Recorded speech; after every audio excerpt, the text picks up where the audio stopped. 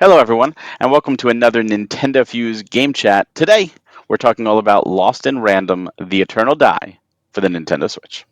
So, before we start talking about Lost in Random, I just want to say, thank you, Steve, for joining today, and our newest member, Tristan. Tristan, say something. Hello, my name's Tristan Ibarra. I write several gaming books you may or may not have heard about. Video Game Collector's Field Guide. I worked with Barry on Premium Edition. I'm still with them as a graphic designer. I work with Old School Gamer magazine, but I've been a gamer my entire life, and I'm actually really excited to be a part of this episode in particular because I love roguelikes like this. Love them. No hint there. So as Kristen alluded to, roguelike. So Lost in Random: The Eternal Die is the sequel to the original Lost in Random, but unlike the first game, this is a roguelike. Very much, at least to me, inspired by the game Hades. It's fast paced. There's a ton of quick combat you have to do. There's over 100 elemental relics. 15 different powerful card abilities you can get. There's over 730 unique enemy types. There's 4 world bosses, and a ton of stuff. This game did come out June 17th of 2025, developed by Stormteller Games and published by Thunderful. And full disclosure, we were provided review codes for the purpose of this game chat. So thank you very much. So Steve, unlike Tristan, I know you do not like roguelikes. So let's Hey, this start is with a really you. good, Yeah, it's a contrast, good I good mix. guess. Let's start with you. What are your thoughts on this game? Which I know you said when you got the codes, you had no idea it was a roguelike, and it was Nope. almost like Sucker Punch, like, oh, I got us a roguelike. Yeah, Uh, what did I do to myself? So I'm pretty curious your much. thoughts.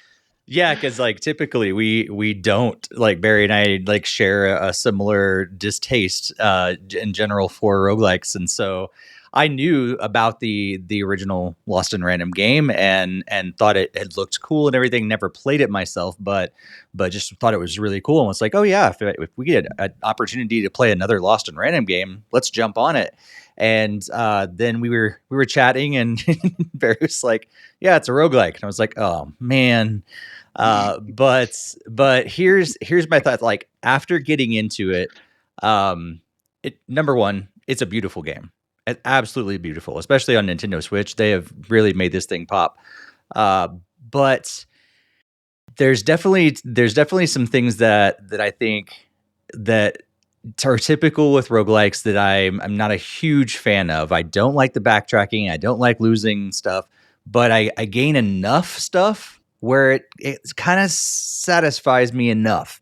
And I don't feel like I'm backtracking the entire way. I haven't that's a little bit of confusion I have around the game as well, because I'm like, okay, when you die, you go back to this limbo area and you go back into the game itself, and I'm like, okay, where am I? Do they fast track me ahead?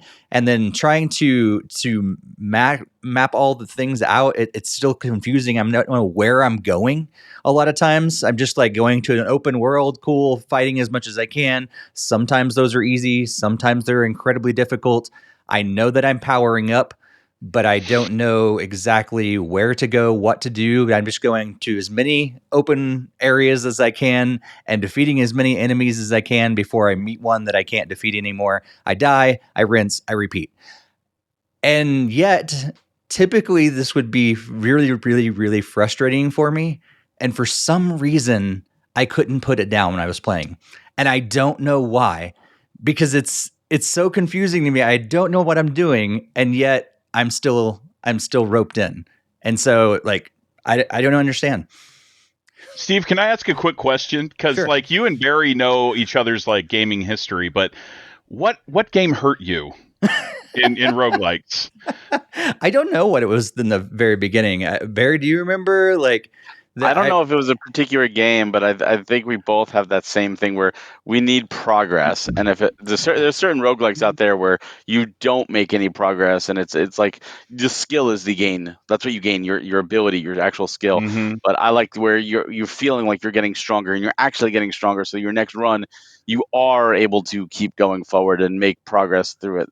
And I yeah. think Steve's in the same wavelength. So I'm not gonna say it's a particular game because you played other roguelikes and enjoyed them, but Yeah.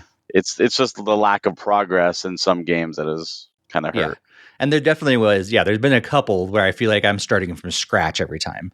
Those are the most annoying, and those are the ones I do not like. This one, at least I'm carrying some progress through. I am leveling up, which is head and shoulders over some of the other ones that I played for sure. But yeah, I think I don't know when it all started, my distaste for them, but we may have actually recorded the game in a game chat in a previous one, and we can probably even go back to it or something.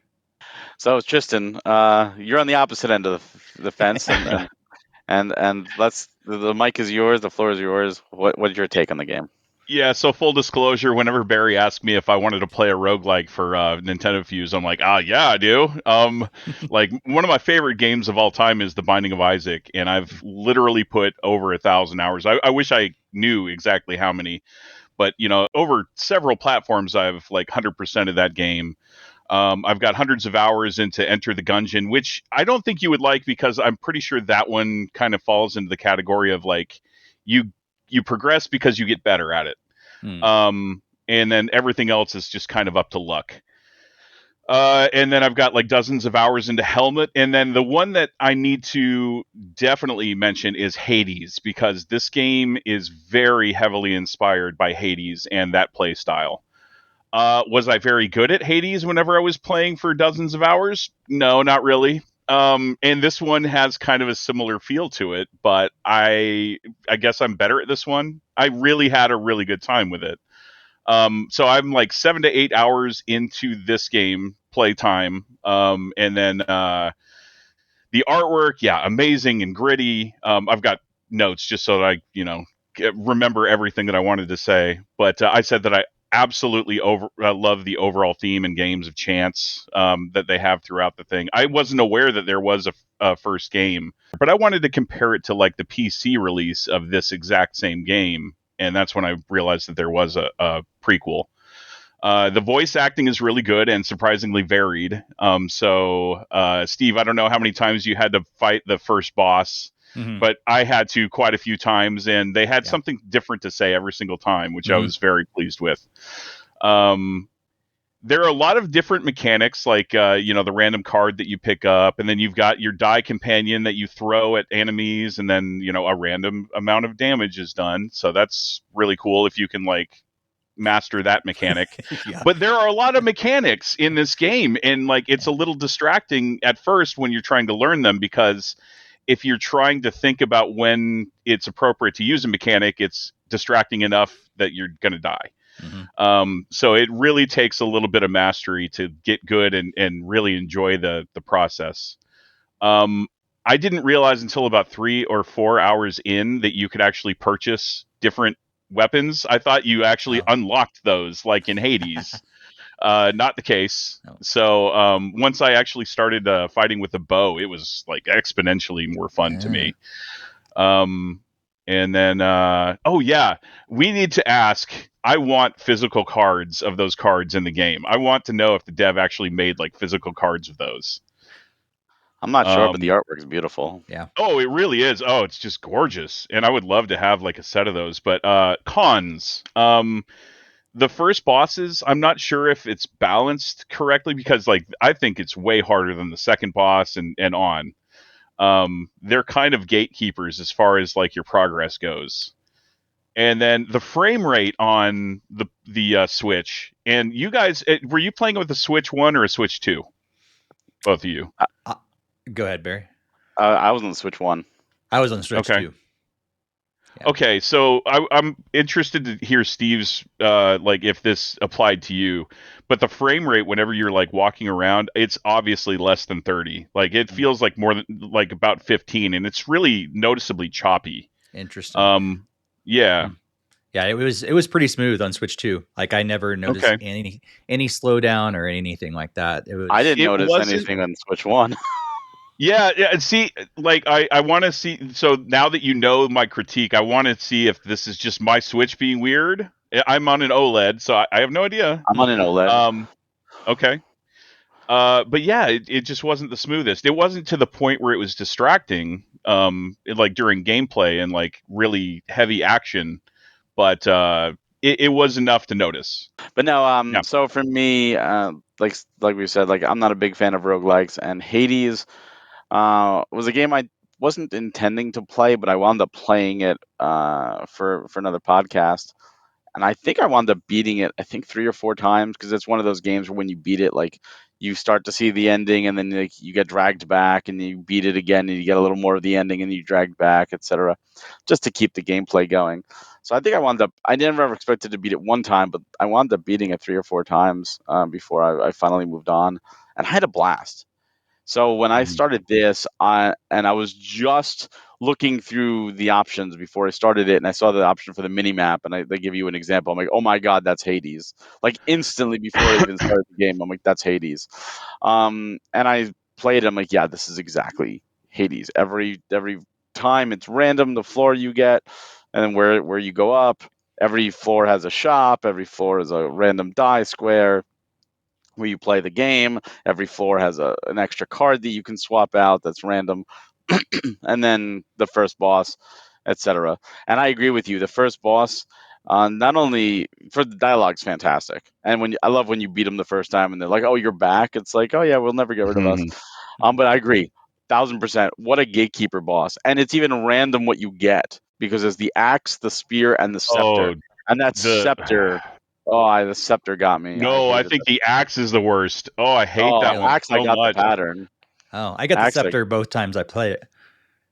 yeah. So you get random what you get. What the two of them are. Hmm. It's either axe Interesting. spear, axe scepter, or Hmm. scepter spear.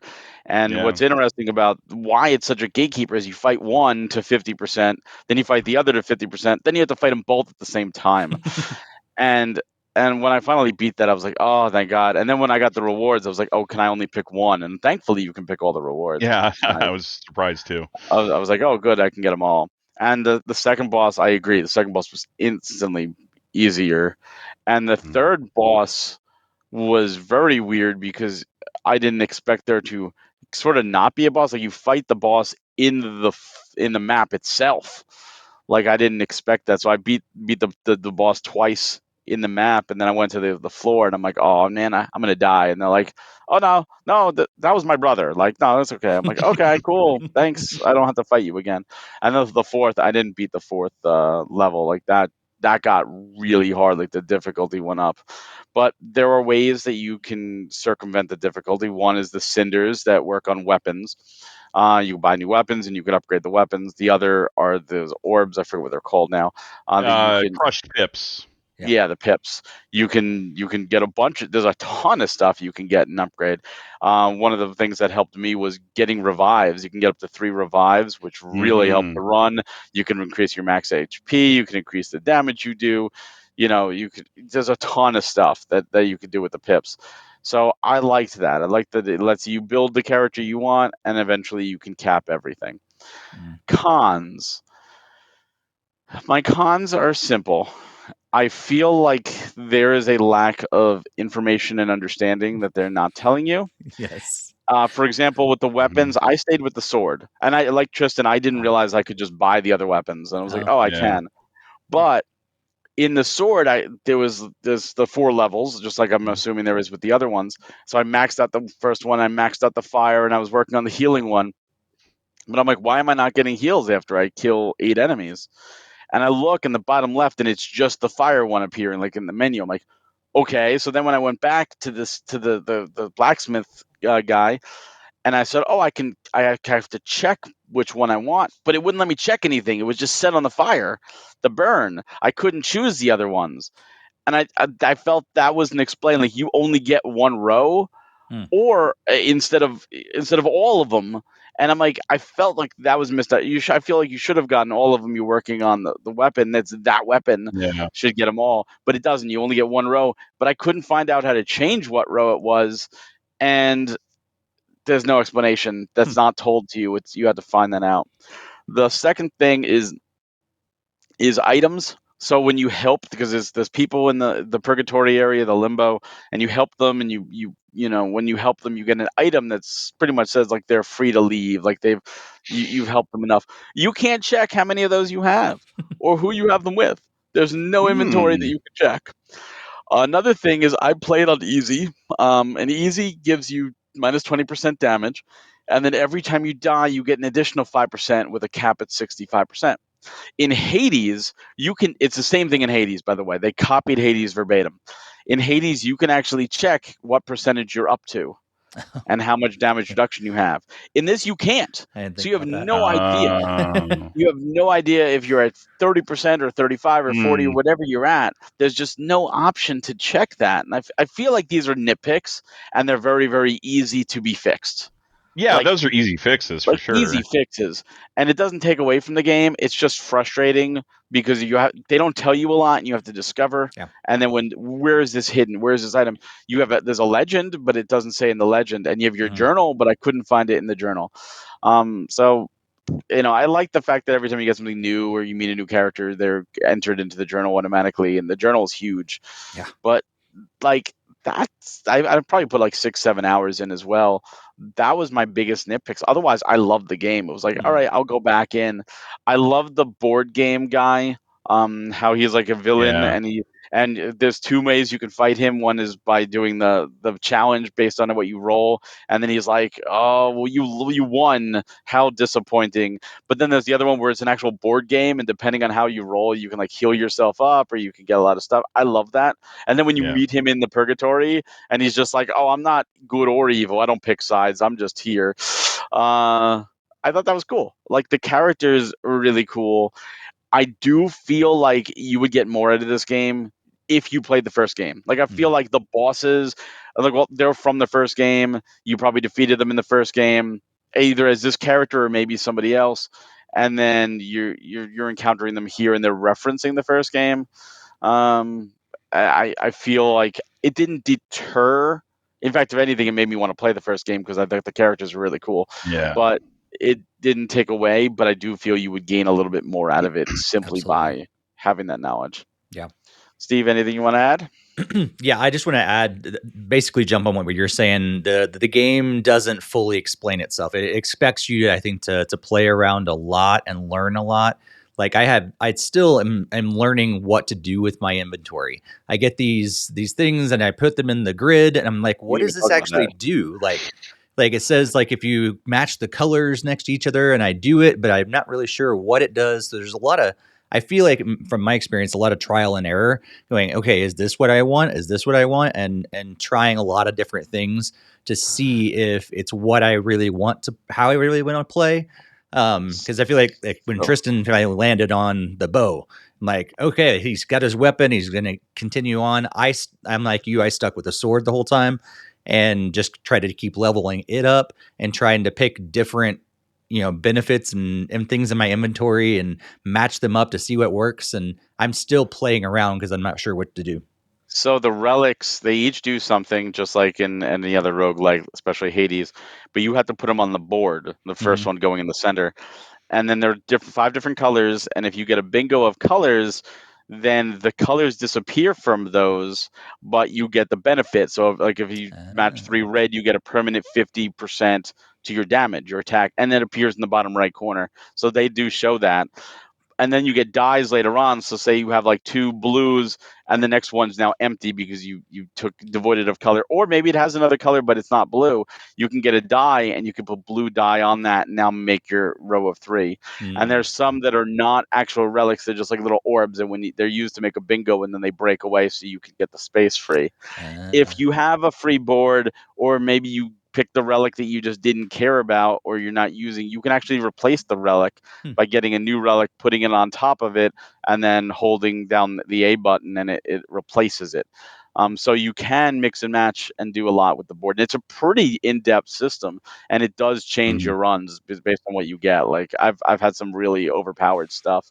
Hmm. Like I've had where it's like if an enemy is weak, then I do like so much, like 30% more damage and more critical, and I put all these like extra stuff out there. And then I got when you do criticals, you apply weak, and my card was throw a projectile and apply weak, and I'm like, this works really well.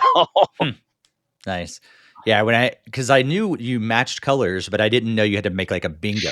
So I had like three Yeah, in a row and nothing happened yet, but I guess I didn't complete the whole row. So if I no, just Yeah. plan to get have three. three, I need to Yep. actually Yeah. put it in three because it was still in a column of five. And so it didn't do anything. And so They have to be consecutive, like next to each other. right. Yeah. So yeah, that wasn't necessarily intuitive. That sounds cool. I'm gonna go play around with it and see what I can do now from it. But I think just in general, some of those things aren't necessarily as intuitive as they could be, um, especially for someone that isn't like maybe this is a common thing in roguelikes and this is a common menu system or something like that. But for me, who doesn't play a whole lot of them, I didn't know what I was doing yet, and so a little more hand holding could have been nice, especially for newbies like me. And Tristan, anything else you want to add before we get the final thoughts? Yeah, I love that you say the hand holding, and maybe this is a kind of a trope when it comes to roguelikes, because if with like over 1,000 hours into the Binding of Isaac, if you've never played the Binding of Isaac, you're like, what the hell is this item? And you're doing that like hundreds of times throughout the while you're learning this thing, and there's all these synergies, and they act against each other and complement each other, and so it really does take trial and error. And this game, obviously, but I mean, this kind of trial and error, the simple things that should be explained to you in the beginning, yeah, they should be explained better. And to piggyback on what you were saying about the weapons, yeah, I did the same thing, and I even made a note here. I said another hour after discovering that I could buy more weapons, until I realized that everything in the weapon skill tree does not stack. Like, I was thinking I was like making this OP, but no, it's literally different play styles that you can choose from. And Barry, yes, I had the exact same issue, like choosing a play style, like actually like going back to one.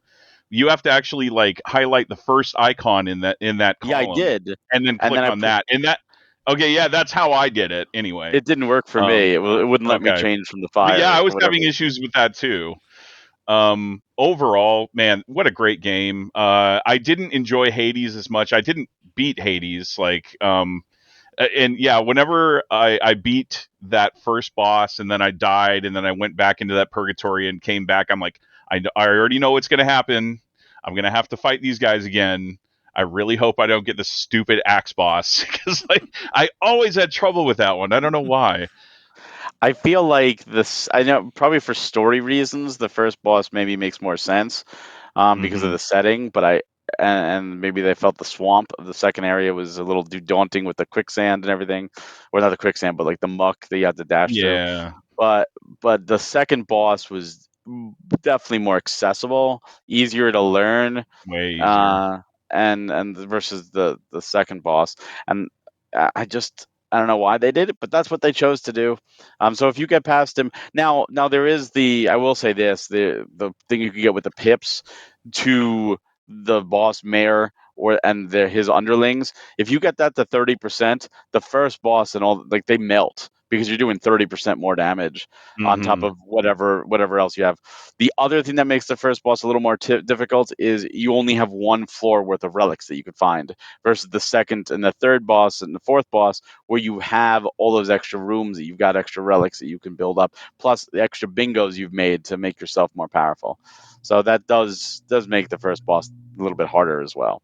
So Yeah. just to pretty much bring it all back in again, this game came out on June 17th of 2025. Stormteller Games, developed, published by Thunderful, and again they gave us review code, so thank you very much. It is Hmm. $24.99 right now on the eShop.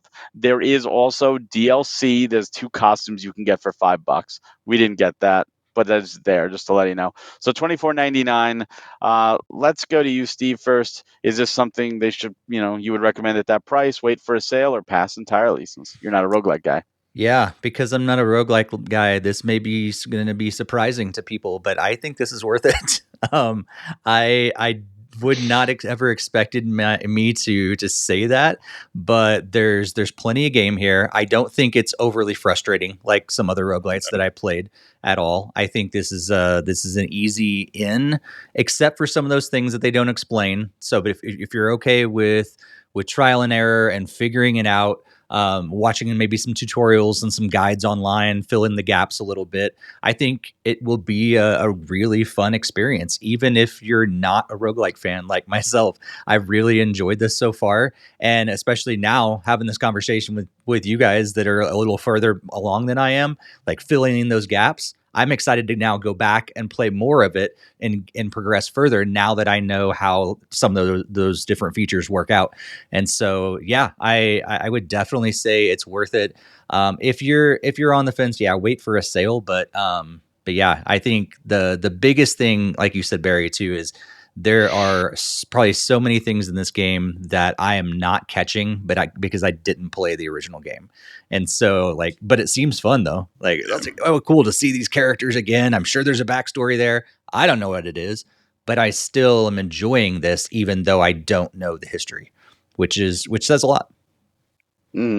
Tristan, what about you? Yeah, this is 100%. I think it's worth it, and I really think roguelikes. I'm a little biased because they're the king of replayability and replay value. So as far as getting your money's worth, yeah, without a question. Um, Especially if like you're a game run about, I mean, $25. Think about what other games you've purchased for like $60 or $70 that don't have this kind of replay value. So even if you are like Steve and generally shy away from roguelikes and games like this, I would say give this a try. And if you're on the fence about the paying $25, then yeah, like you said, like wait until it's on sale and then give it a try. Definitely, you will like it. And I think you'd be surprised that you do like roguelikes, like we do. Just to point out too, I forgot to mention there is a demo, so you can absolutely try the demo for free. Mm-hmm. I hands down, if you're even on the fence, try the demo for free.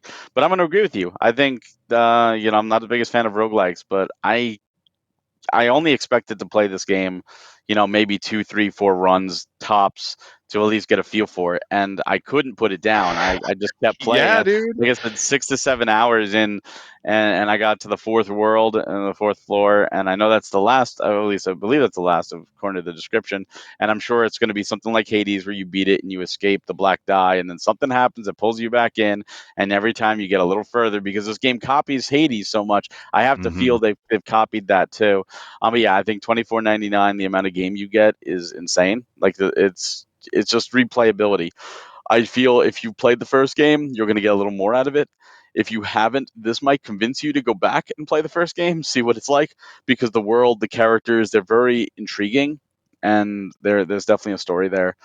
If you're on the fence, you can wait for a sale. Like I said, download the demo, give it a try. And if you absolutely hate roguelikes and everything else, and you didn't like the first game and you didn't like the world, what are you doing watching this video? But yeah, so thank you again for the codes, for providing the codes for us, and thank you so much for watching this review. If you enjoy content like this, you can go to NintendoFuse.com or subscribe right here on YouTube. We have more game chat reviews and solo reviews on top of our bi-weekly podcast, industry interviews, and so much more. So, Steve and Tristan, thank you so much for joining me today. And everyone out there, have a great day.